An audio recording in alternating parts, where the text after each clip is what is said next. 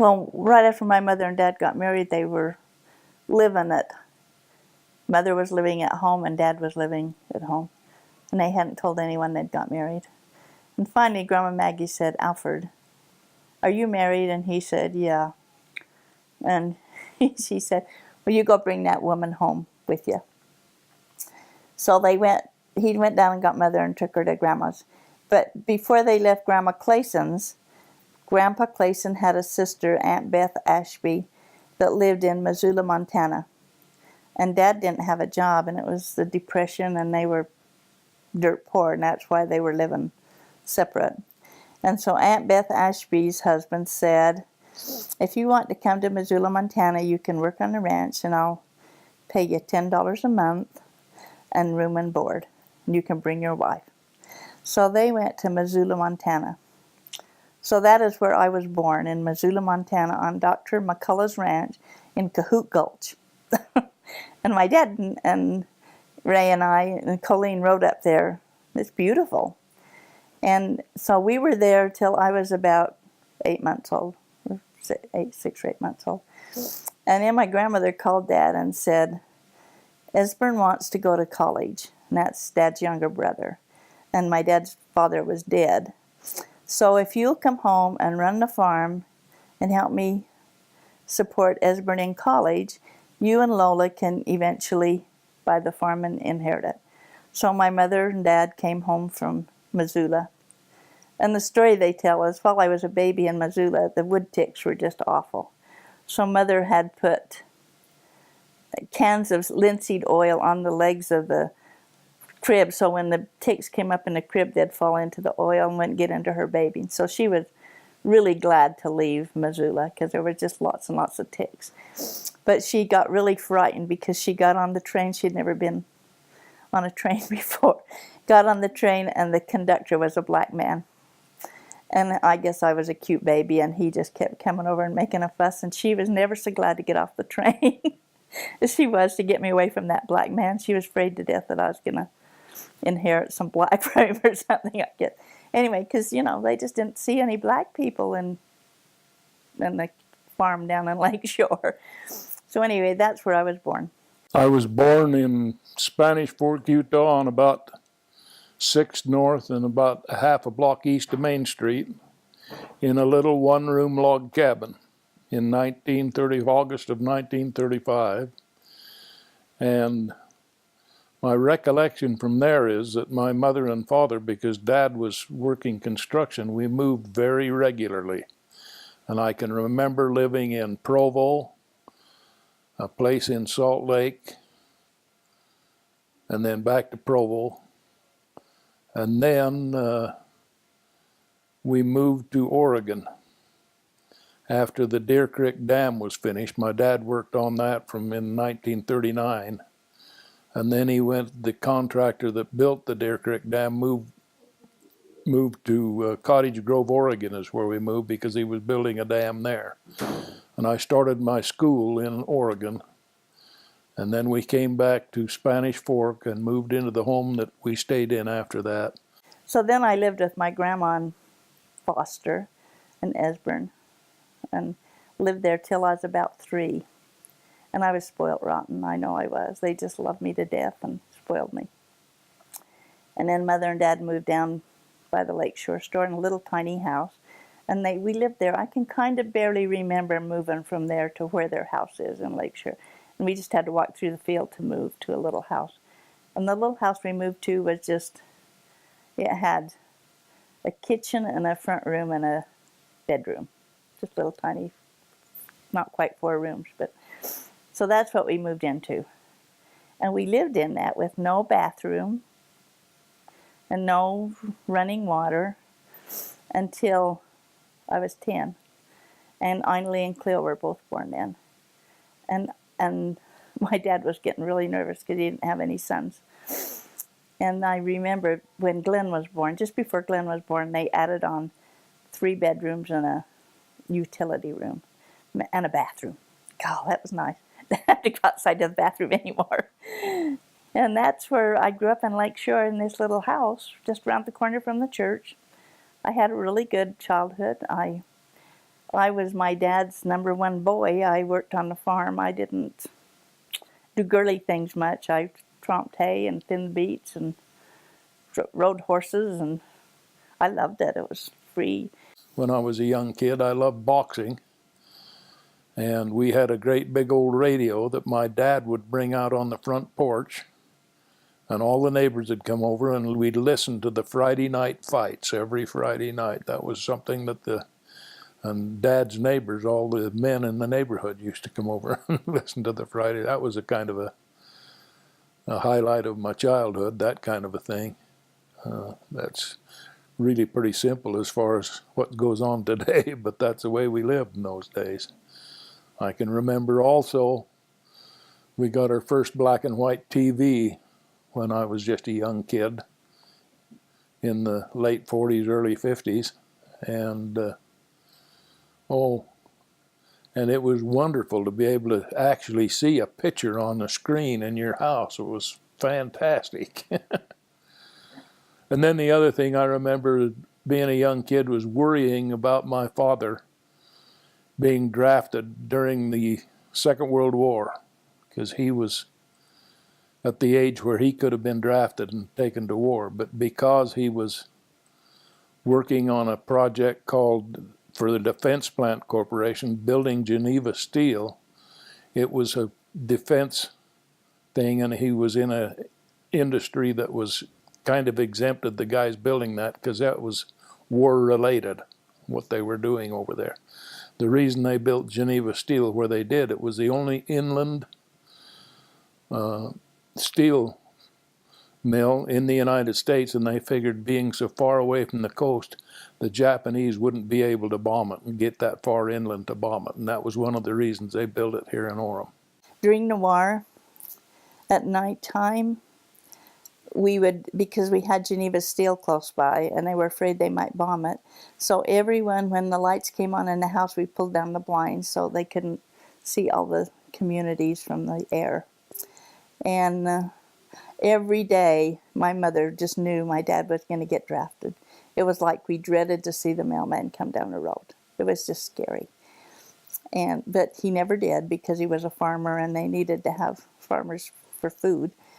And I remember Uncle Ed came home and brought the parachute that he jumped out of the plane with. And Mother was so tickled with that nylon. I had a beautiful nylon shirt I wore to school every day. We didn't have many clothes back then, you know. And it could be washed out at night and put on in the morning. And it was white nylon. It was really wonderful, boy. They had us kids gather all the pots and pans and all the metal we could get and donate it to the war effort so they could turn that steel into Liberty ships and tanks and guns and whatever they needed. And we actually gathered that. Another thing that was a project that affected us as kids is, at that time, life jackets had what they called kapok for insulation, and it was the fuzz off milkweed pods that they used as kapok in there for flotation devices. And we used to go out in the fields and gather milkweeds, which were weeds, and gather those pods so they could have them for life jackets. I enjoyed school, and I got pretty good grades. Of course, nobody cared if you got a B, that was good back then. And never, ever thought about going to college. I mean, it was just, I did go, however, but in high school, I thought all I wanted to do is graduate and get married. She was just a very wonderful young lady, and I loved her dearly before I married her, but I didn't know whether she'd accept me or not, because I was kind of a renegade in those days. And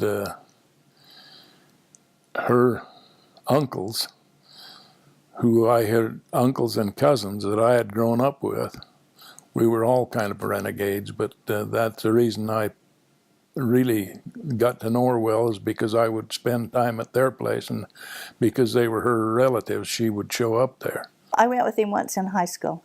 He ran around with my wild uncles, Uncle Sam and Uncle Earl. And I was down to Grandpa Clayson's one day, and they were all going to go to a movie. This funny little car with a hatchback, two-seater, but it was funny. And we were going to go to the movie, and there was Earl and Lee Jarvis and Ray. And Ray invited me to go with him.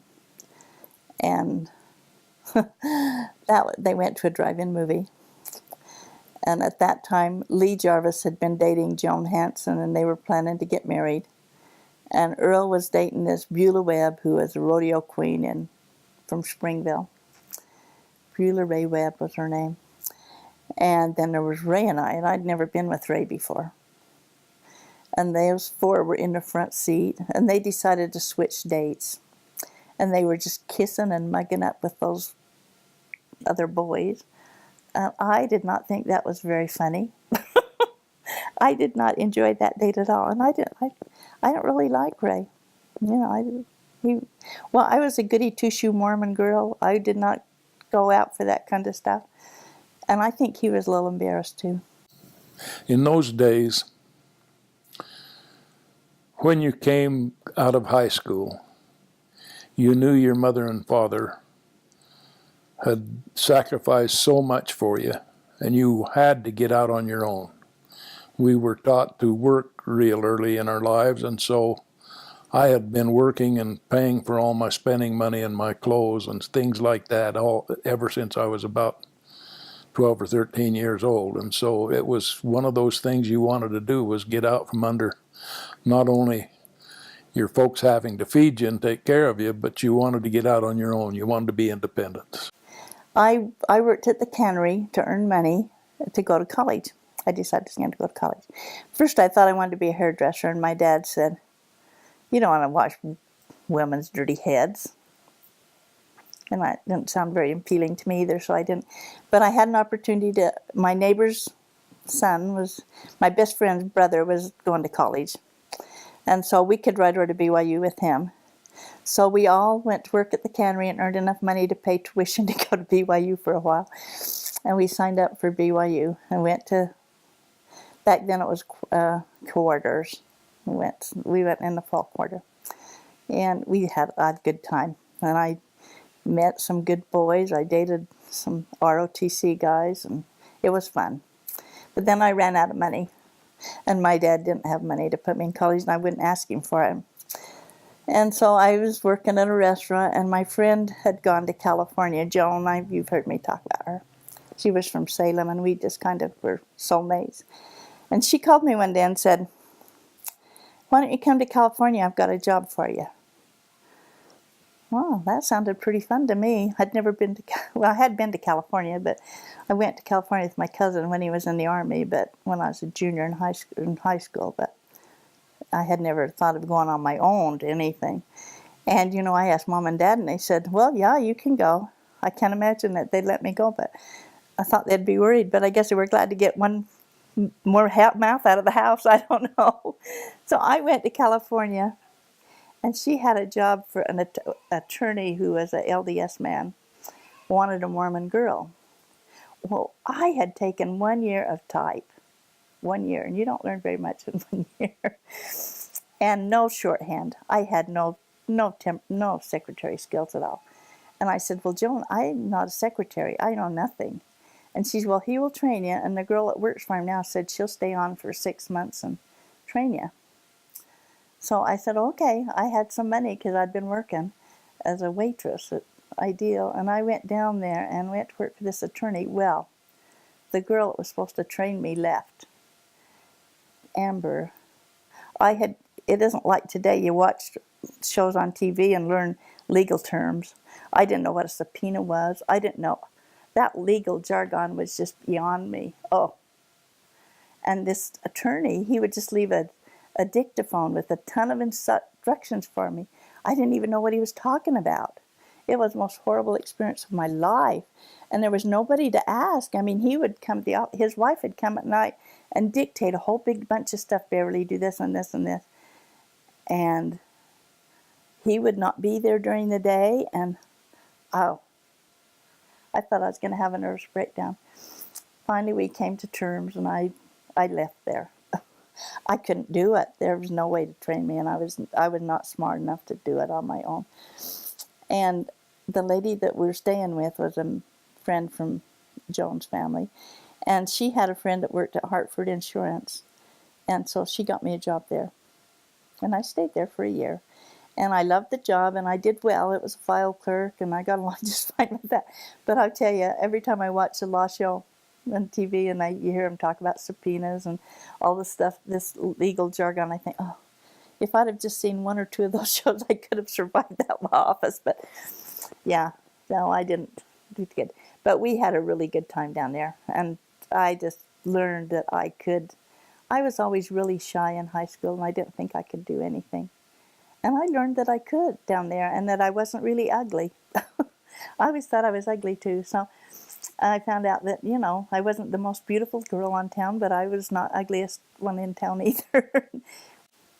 So I had worked at the Ideal Cafe, and I got a letter from Gabby. He was the boss, and it was a big mailbox, and he said, "We miss you, and we need you. Please come home." And Joan was getting married, and I had some friends, a good friend from Arizona that was living there, and she was going to go back to Arizona, and I had a good friend from Canada, and she was going to get married, and I had another friend from Idaho. We all lived in this lovely big home, and she was going back to Idaho, and I thought, well, I better go home. I came home and met Beverly. I'd known her all my life anyway, but anyway, we got together. Aunt Joyce, my mother's youngest sister, was tying quilts for somebody, I don't know, getting married, I don't know who it was even. And I was up there with my mother, and Ray came with Uncle Sam.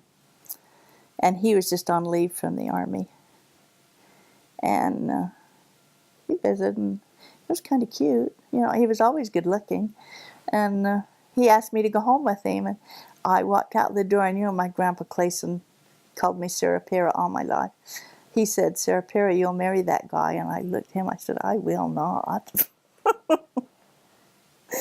And I went with him that night, and a couple nights, and then he went back. He was just on leave, and he left. And I started dating Jim Christensen, who was a returned missionary, and that was who I kind of thought I wanted to marry, a returned missionary. And Ray came home and done. So I had both of them I was dating. I just thought, Jim said to me, he wanted me to marry him, he said, "You'd be a perfect first wife. I think the day'll come when we have to have polygamy." And I just looked at him and said, "No, I'll never share my husband. I think you better find another woman." And I just started dating Ray. And the next August we were married in 1956. I just felt like he was totally honest, and that he wouldn't say he'd do something and then not do it. When we got married, we rented a few places, a basement apartment and a home, and I don't know, 3 or 4 places, and we decided we needed to, instead of paying rent, we needed to get our money into something that we could actually, the payments would go into saving some money, and so we bought a little home across the street from my father. It cost us $5,000. And at that time, I was making about $80 gross a week. And so we had a $50 house payment and a $50 car payment. And then the rest we could get by on about $10 a week for groceries. And so we bought that little house and put everything we could in that, and pretty well had it paid for by the time we decided to build a home up here where we are now. I was so excited when I got pregnant with Kathy, because I wanted a dozen kids. That was my plan, a dozen kids. And I told Jim that, and he said, "Well, I'm all in favor of a dozen kids." Ray said, "I don't know." We'll see. He wasn't quite so excited about a dozen kids. But I came from a family of 8, and I loved having brothers and sisters, and I tended them all my life, so I thought I was really good at it. So when I got pregnant with Kathy, I was so excited. I'll never forget, I went down to tell my mother, and she was pregnant too.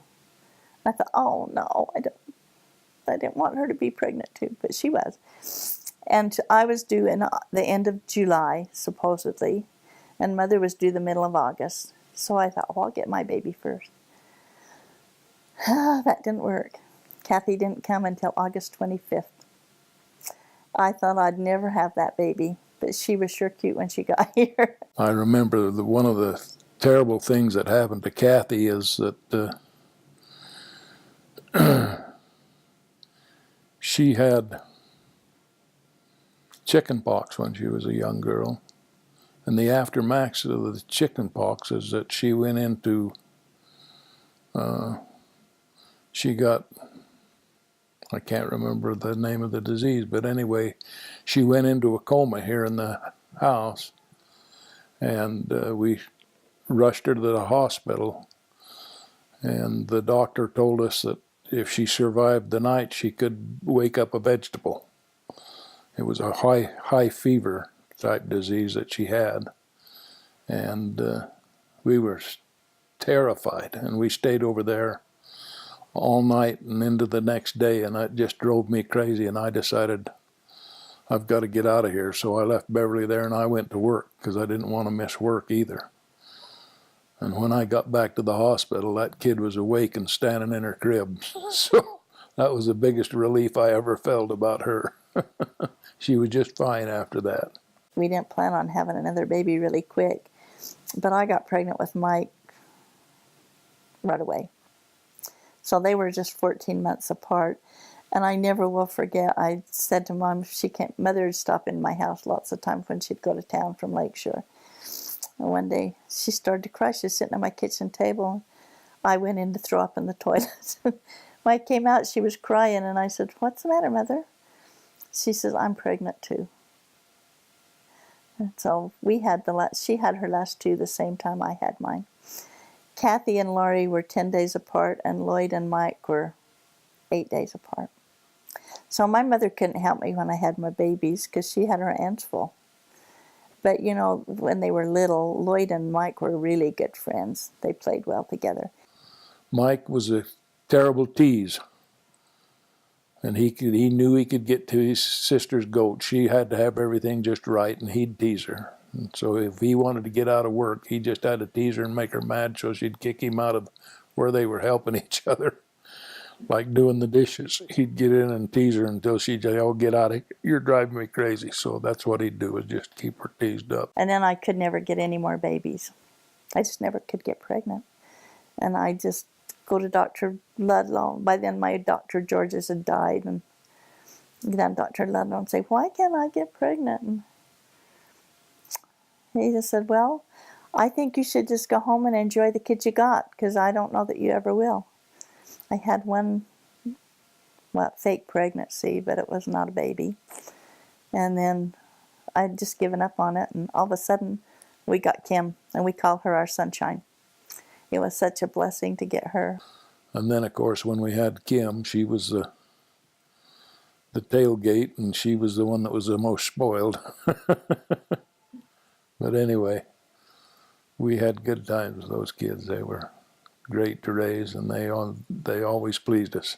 They were the light of my life. You know, I love kids. Probably the one thing that sticks in my mind about a turning point was my father had always encouraged and told me that I had to get a college degree.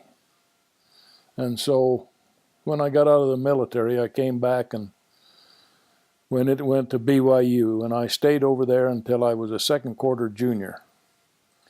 And my dad gave me a job at Geneva so I could work swing shift and go to school. Well, it just didn't work very good for me, and I just made up my mind that I could make so much money over there oiling, working for my dad, that it was ridiculous for me to keep paying on schooling. So I quit school and went to work at Geneva. And it's kind of been a sore spot in my life all my life that I didn't finish my college education. But anyway, it worked out fine, and we were able to make a living and get by. But that's one of the things where a real change in my life came, when I realized that this is what I've got to do and this is what I've got to make a living at. So I really began to try very hard to be a good member at work. And my dad was a very demanding guy. And I always kind of resented that when I was younger, but as I get older, I realize that it was for my own benefit that he was that demanding. He used to have a saying that he said, "The best you can do is never quite good enough, so try as the best you can at all times." So I kind of used that as my motto in my work. And it paid off. I used to think he was very cranky and mean with me, but as I get older, why, I certainly do thank him for being the way he was. The other thing that sticks out in my mind is the example that he set for me in his honesty and integrity, and also the same way with Beverly's dad. They were raised in a time where right was right and wrong was wrong, and there wasn't any gray areas. And I don't see that character in a lot of the people today that I saw in those guys. They were raised in the Depression where they didn't have a darn thing and had to dig out whatever they could do to make a living. And it really formed a great character in that generation of people. Ray always told me that he's going to be out of work in the winter. Always. That was his life because he did construction, and most construction hands were out of work. So whenever I got an opportunity to go back to work at the phone company, I thought, I've got to take that because we need the money. And he agreed. We needed to always save. So I would always go back, but I never did want to be a full-time working person, ever. But then when Mike came home from his mission and I quit work at the phone company, and I thought, I'm not ever going to work again. I'm just going to stay home and have fun.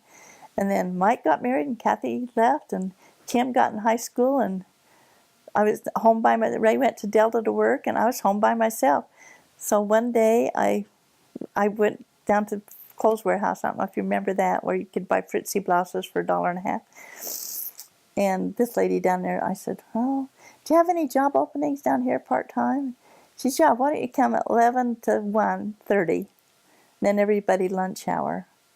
So I was working down there and that's when I got all that fabric that's downstairs.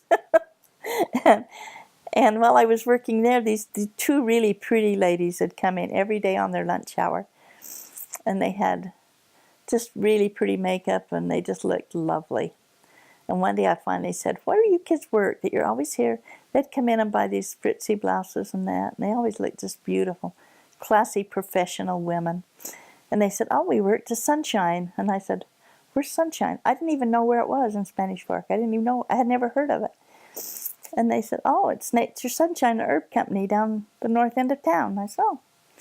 And one day they came in and said, "Beverly, there's going to be an opening in customer service. Why don't you come down and apply?" And I said, "Oh, well, I've got lots of training in customer service because I'd had all that phone company training."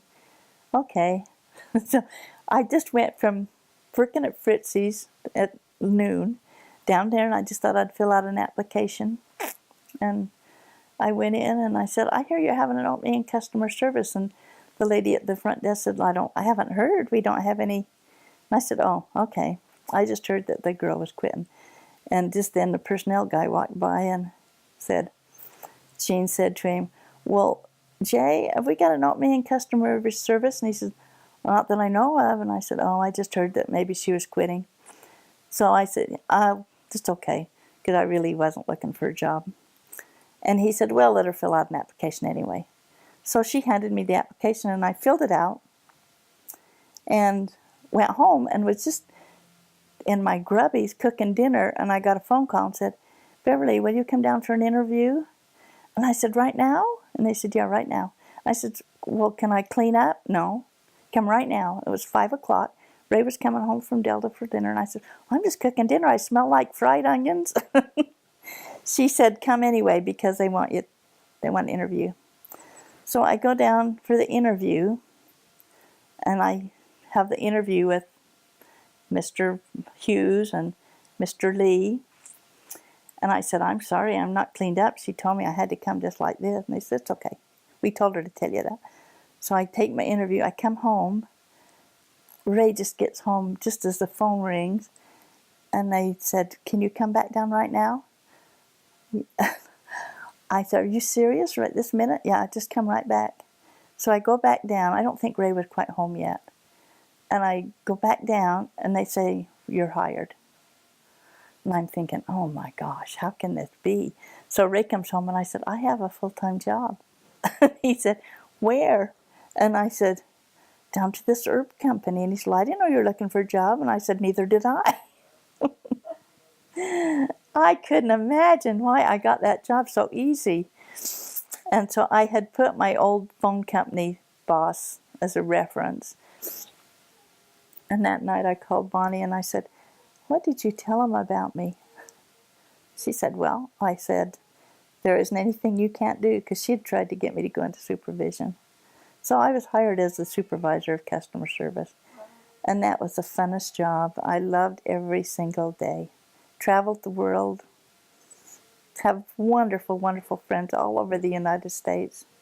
It was good for my kids. I got to take Kathy with me to Hawaii and Kim with me to Hawaii, and it was just, and I learned all about natural healing, which I've loved every minute of it. Beverly's grandmother and my grandmother were two women that I have all the love and respect for, and that the way they were raised. They were both raised in a time where they were kind of kicked out of their own home by their family for whatever reason, I don't know, but they were raised by families that just used them like a slave, like a maid, and had horrible childhoods. And yet, those two women, I have never heard them ever, all the time I knew them, ever say anything bad about anybody. They loved, they weren't a bit feeling bad about their circumstances or anything, and they just loved everybody and took care of everybody. And that was a real eye-opener to me, that some people that come from such humble beginnings could be such great women. My grandmother, the only time she ever growled at me in her life was they had a favorite old horse they had. And I had been down, for those of you that remember when we farmed with horses, this old horse was a racehorse that they had, and yet they worked him on the farm. And one of the things that he did was pulled a dump rake. A dump rake was a tool that would pile the hay before you could throw it on a wagon. It would make it in piles. And I'd worked him down at Grandpa's farm this morning piling hay, and Grandpa said, "Just ride him back to the house," which was about a half mile away. And so I got on him, and he wanted to run.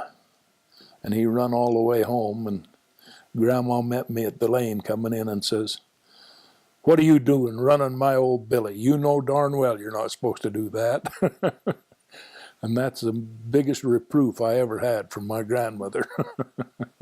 So, but she was a wonderful lady, her and Beverly's grandma both. I was always a really Mormon goody two-shoe, but I can tell you why I think that was. I was 8 years old, about 8 or 9, when my mother and dad went through the temple. Up until then, my dad was not really religious, and my mother's brothers were all drinkers, and so I hadn't really been exposed to a lot of church. I'd been baptized, but they went to the temple and were sealed the day Uncle Esburn was married. And I felt the Spirit so strong at that time that I never ever wanted to deviate. I can't say that I'm perfect, because I'm not, but I never ever wanted to do anything that I thought the church didn't want me to do. I felt the spirit of that temple experience so strongly. Makes me cry. Because I knew at that time that was the true church. And when we were in California, we were exposed to everything, I had a really good friend that I worked with at the insurance company that was a former drug addict, and some of the people that we'd go to lunch, and some of the people were drug pushers that we had opportunity to get with, and I was never ever tempted. So I think that was probably.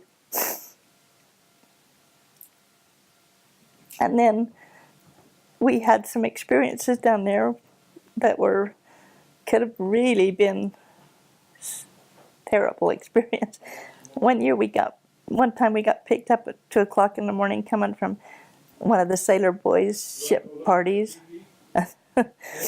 And we were not doing anything wrong, but we were just driving in a car that had broken fly window and Hawaiian license plates, and it was late. Cop pulled us over. We were so dumb, having country girls, we just never thought of, how foolish that was. And the cop said, well, where's the title to the car? And it was Joan's fiance's car, and he had just bought it from somebody in Hawaii, and he had sent all the papers to Utah to get the insurance and get it titled and everything. So we had nothing. We were driving a car that had no registration, nothing in it. And he said, Joan said, if you want to come to my apartment, I can show you the necessary information, because I do have a bill of sale and everything there.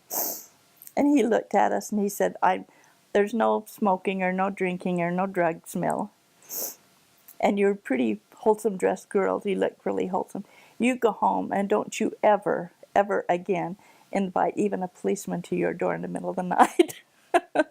And I thought we were just blessed, because we weren't doing anything wrong, but we were taking chances. Because Joan just said, well, if you come to our apartment with me, if you'll follow me. He just said, don't you ever, ever do that again.